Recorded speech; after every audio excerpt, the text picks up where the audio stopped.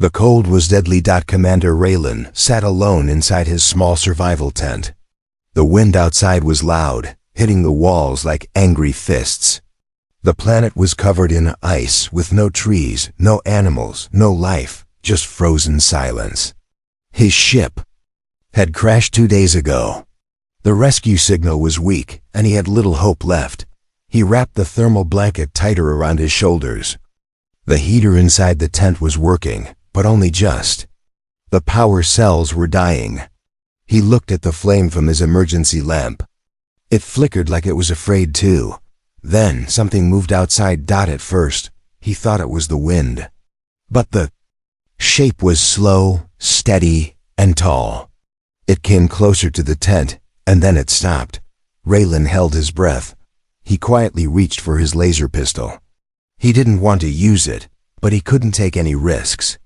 There shouldn't be anyone here. This planet was marked uninhabited. Suddenly, there was a scratching sound on the outer fabric of the tent. Not loud, just soft like fingertips. He waited. No sound again. Then another scratch, this time lower, like someone trying to crawl. Raylan slowly unzipped the tent flap, just enough to see outside. The cold air rushed in, sharp like knives. His eyes searched the white darkness. Then he saw her, a figure, small, thin, covered in something silver, maybe armor, maybe skin.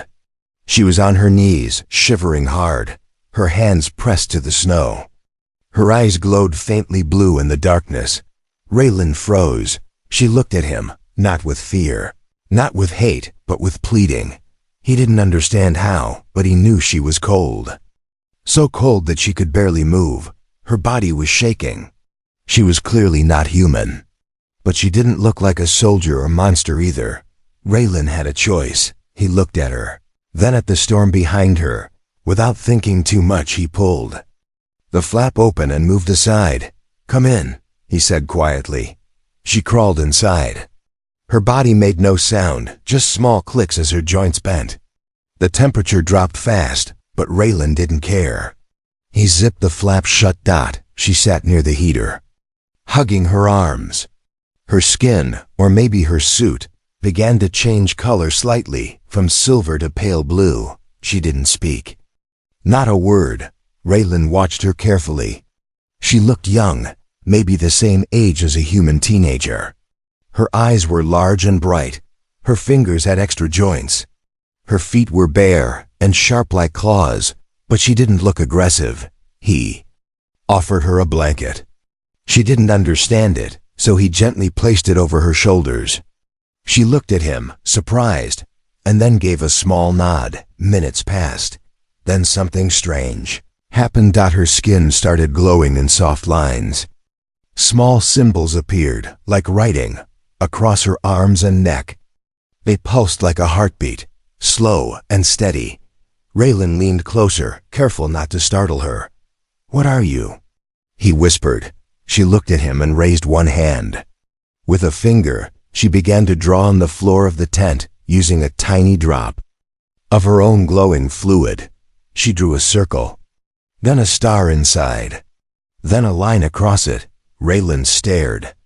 He had seen that symbol before. It was part of an old alien distress signal used in deep space warnings. She was not just lost. She was hunted. Suddenly, the ground trembled. A low, deep vibration ran through the ice, shaking the tent poles slightly. Raylan sat up straight. The girl turned her head fast, alert, afraid. Outside, in the distance, something howled. Not wind, not machine, something alive. Raylan checked his pistol. The girl stood slowly, weak but alert. Her glowing symbols grew brighter. She was preparing for something. Then, her eyes locked with his. For a moment, Raylan felt everything stop. The storm, the fear, even time. She placed her hand on his chest. In that instant, Raylan saw something impossible. Visions of stars dying, ships exploding, and a dark figure chasing her through galaxies. He fell back, gasping. When he looked up, she was still standing there. Still shaking, but no longer helpless. Outside, The howling grew louder. The night was no longer just frozen. It was alive. And it was coming for them. The wind had stopped. Raylan opened his eyes. For a moment, he thought the storm was over. But it wasn't. Silence. It was something else. It was a signal. A soft repeating hum filled the tent. It didn't come from the heater. It came from her, the alien girl. She sat in the corner, legs crossed, hands glowing faintly. Her skin pulsed with patterns, symbols moving like waves. Each symbol lit up, then faded, then changed into another. It was like watching a living code. Raylan slowly sat up. His chest still felt warm where she had touched him. "Are you sending?" "A message," he asked. She didn't answer. But she opened her hand. In her palm, a small orb of blue light floated above the skin. No wires, no tech.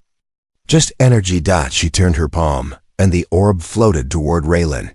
He caught it. It didn't burn, didn't freeze, just hovered. A vibration passed through his fingers. Suddenly, the orb shot out a beam. On the tent wall, a hologram appeared, faint, glitchy, but clear enough. It showed a planet. Not this one. Bigger, with 2 suns. Then came images of large black ships. Then fire.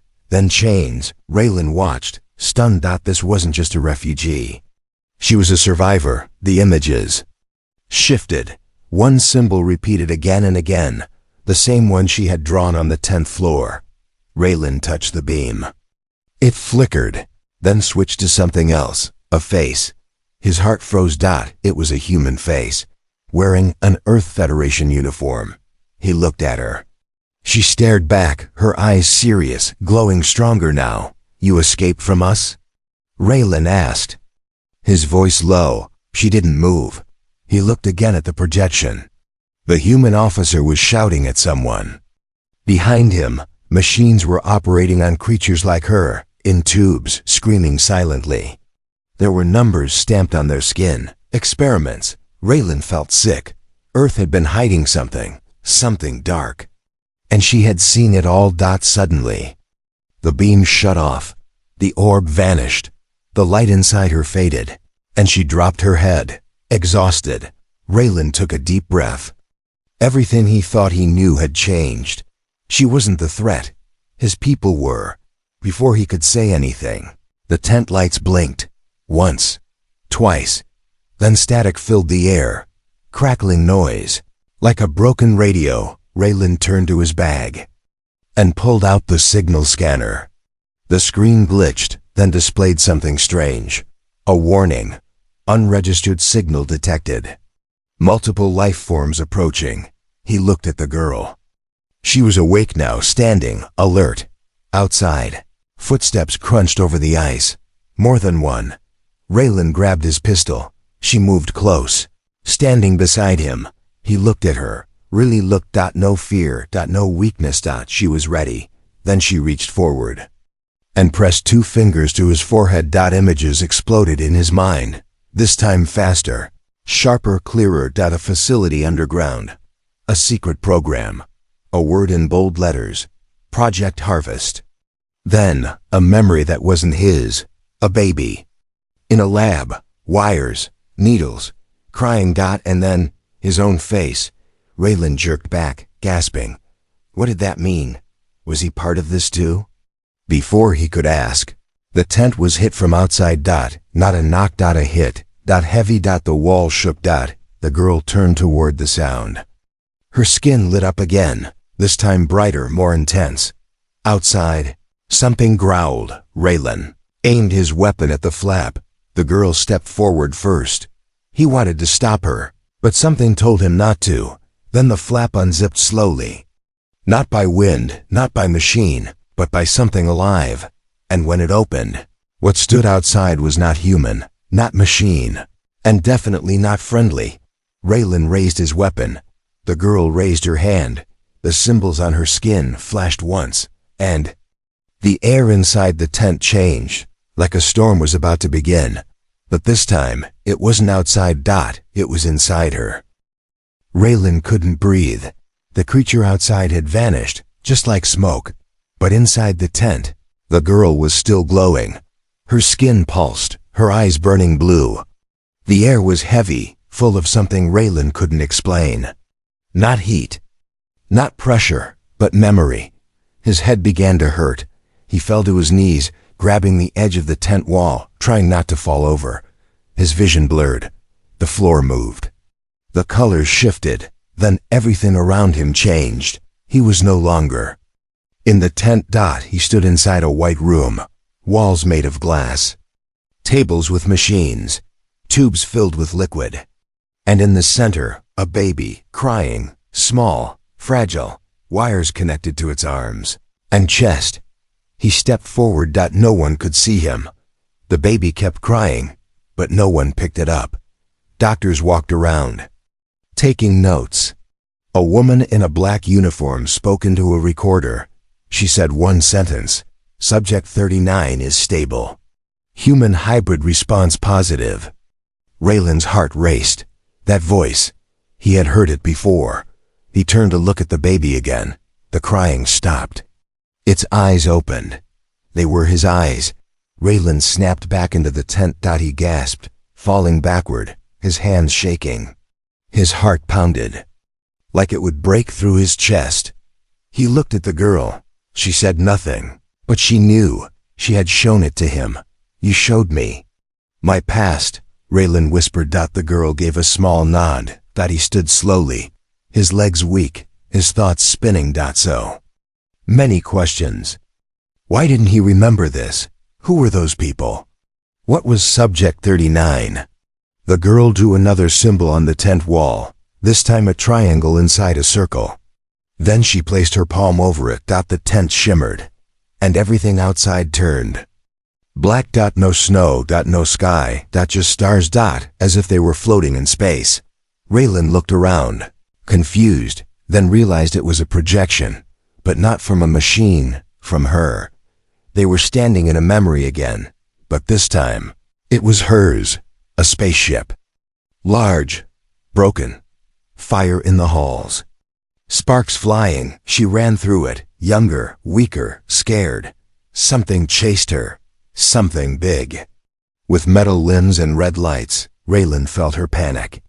Her fear. She ran into a room with others like her, some already hurt, some crying. Then a human walked in. Not in a suit, not with weapons. Just with eyes cold like ice. He gave the order: take the healthy ones, leave the rest. The vision ended.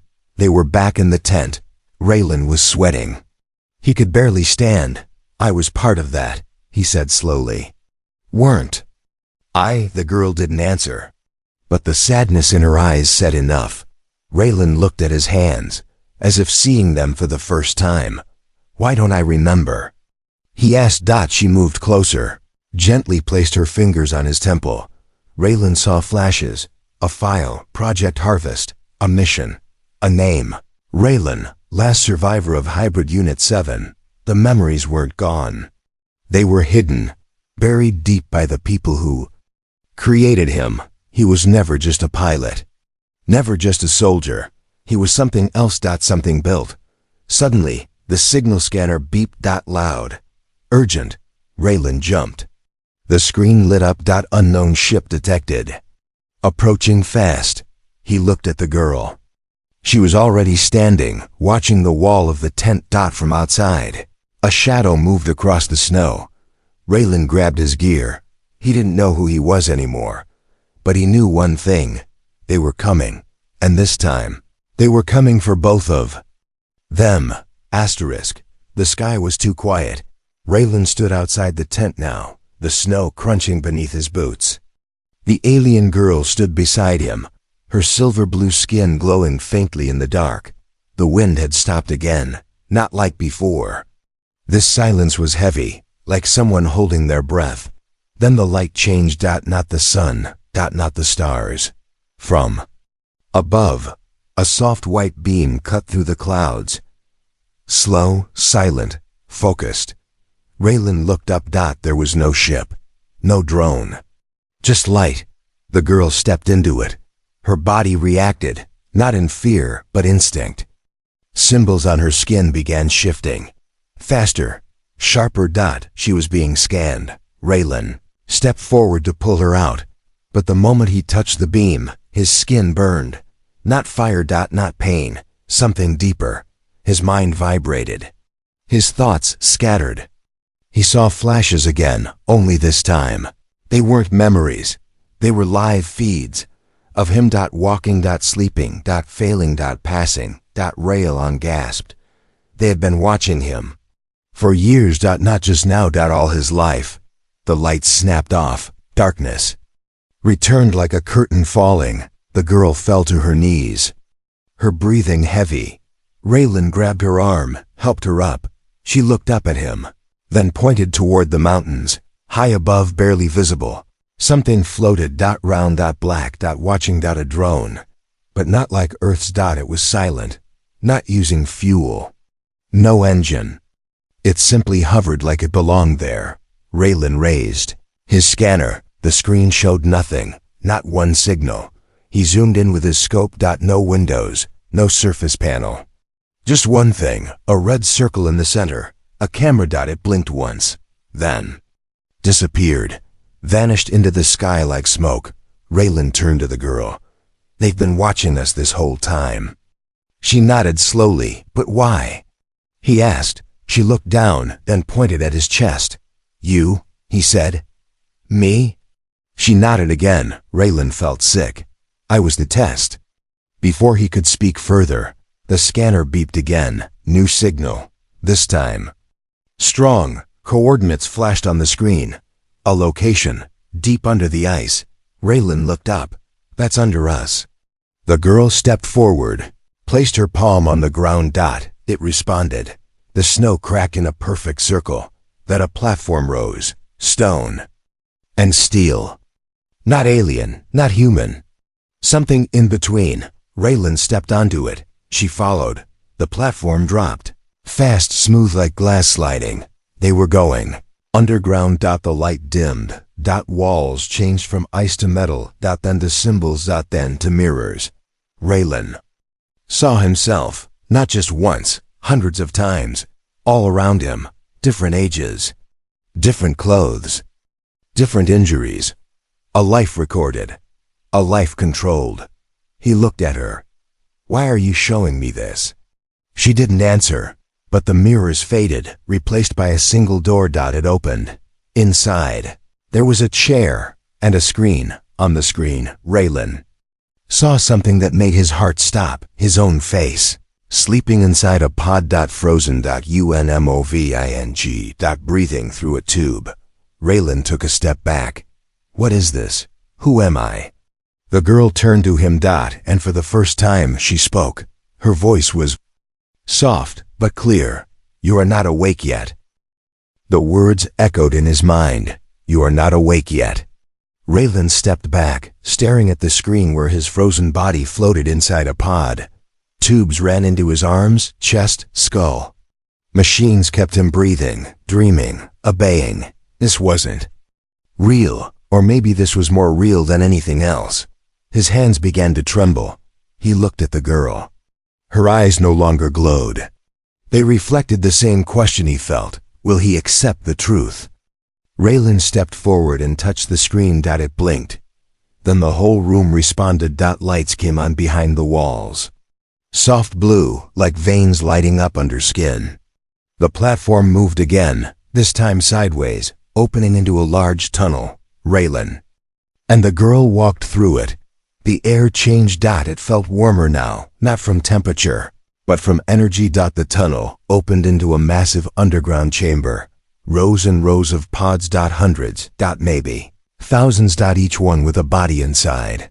Not all human, not all alien. Some were in between. Hybrids. Just like him. Raylan felt dizzy. They weren't just watching him. They were building him, one version at a time. He turned to the girl. Why show me this now? She walked to a panel on the wall, placed her hand on it. The lights shifted again, and the pods began to wake. One by one, lights inside them blinked on. Faint breaths filled the chamber. The air grew heavier. Raylan took a step back. You're waking them?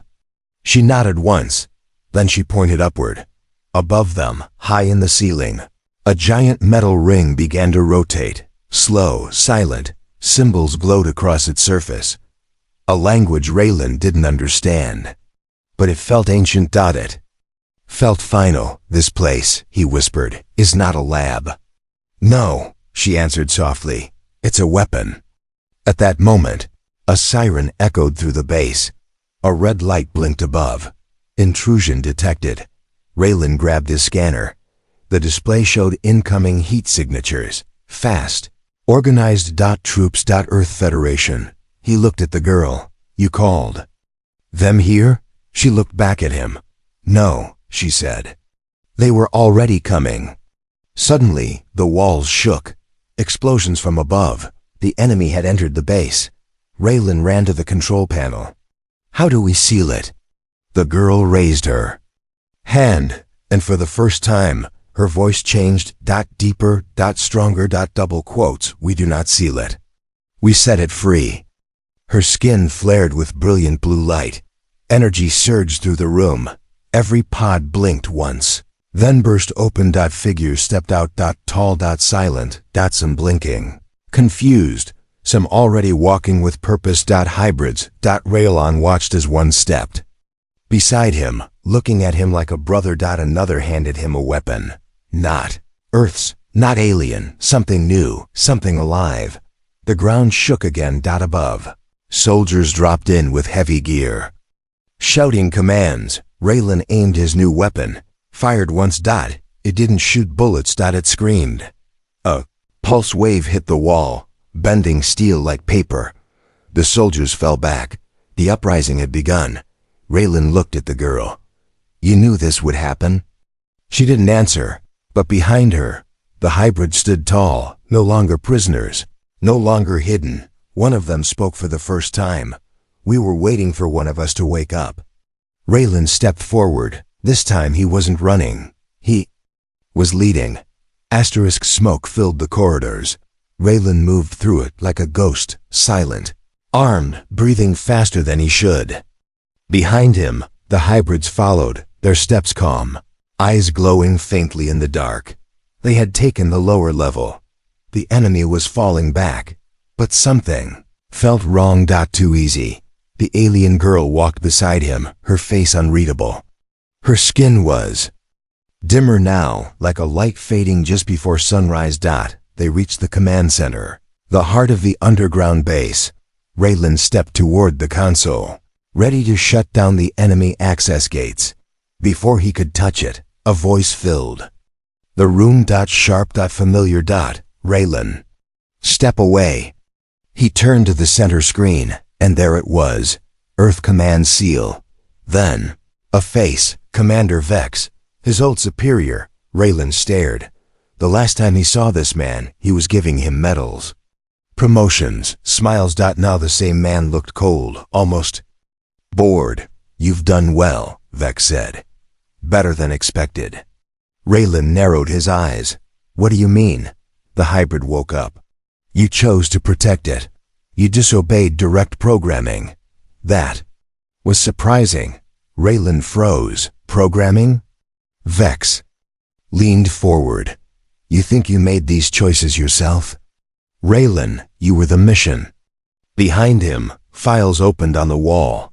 Video. Clips. Medical scans. Lab reports.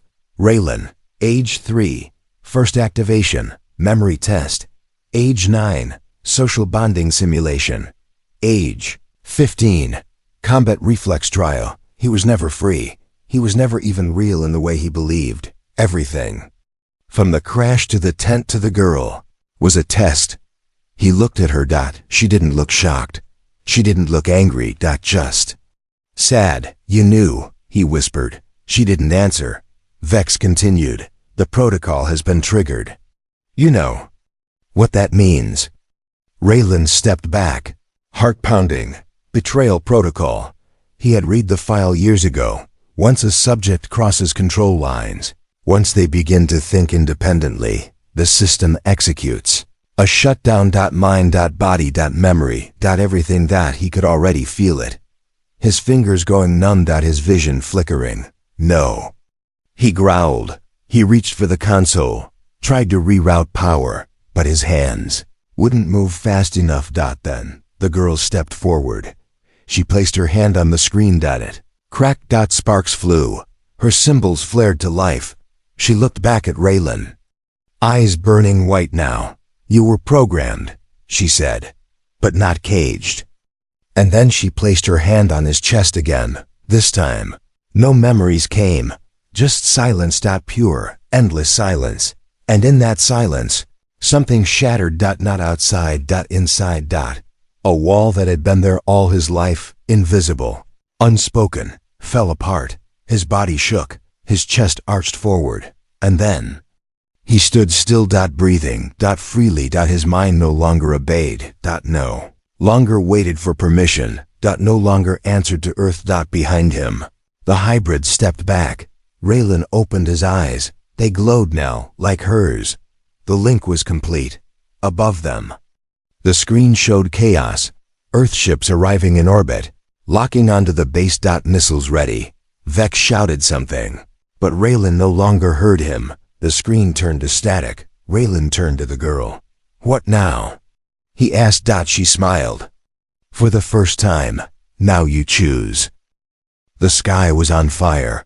Earthships circled the frozen planet like vultures. Their shadows stretched across the snow like claws. Red beams from orbit scanned the surface.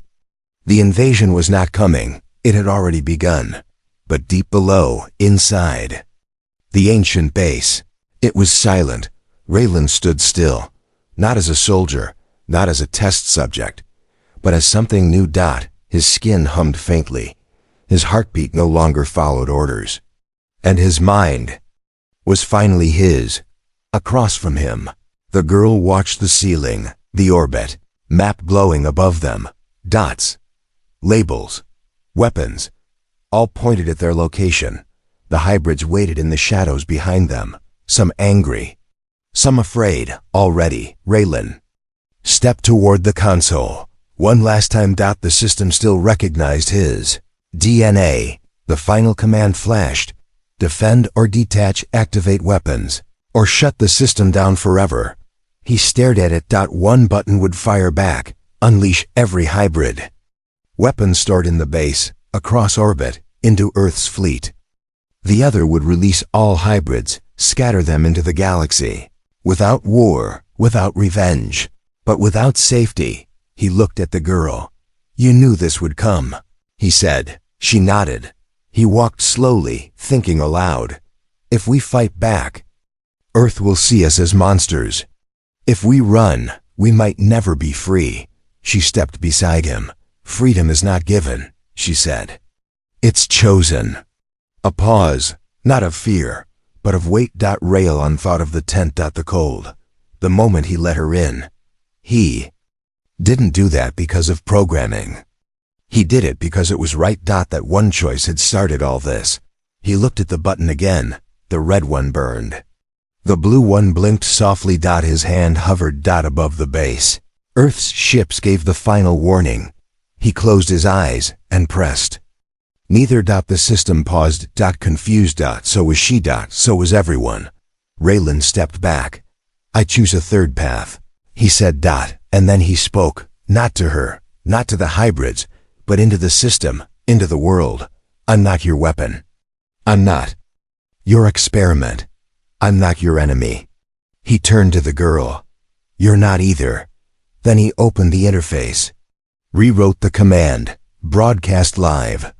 To Earth, to the galaxy. He pressed send. Within seconds, every ship above received it. Visuals, memories, recordings, everything. From the tent, to the pods, to the lies. The truth. Not polished. Not clean, but real. Above the planet. Earth command hesitated. One ship pulled back. Then another. Then silence. No missiles came. No beams fired. Only a still sky. Down below, the girl took his hand. You were always awake, she whispered. He looked up, eyes shining with something new. Hope. The hybrids walked out, into the tunnels. Toward the world above. Not as soldiers, but as survivors. As future. Raylan stood last. He turned to the console one last time and shut it down. The lights dimmed. The system died. But outside, something brighter had already begun to rise.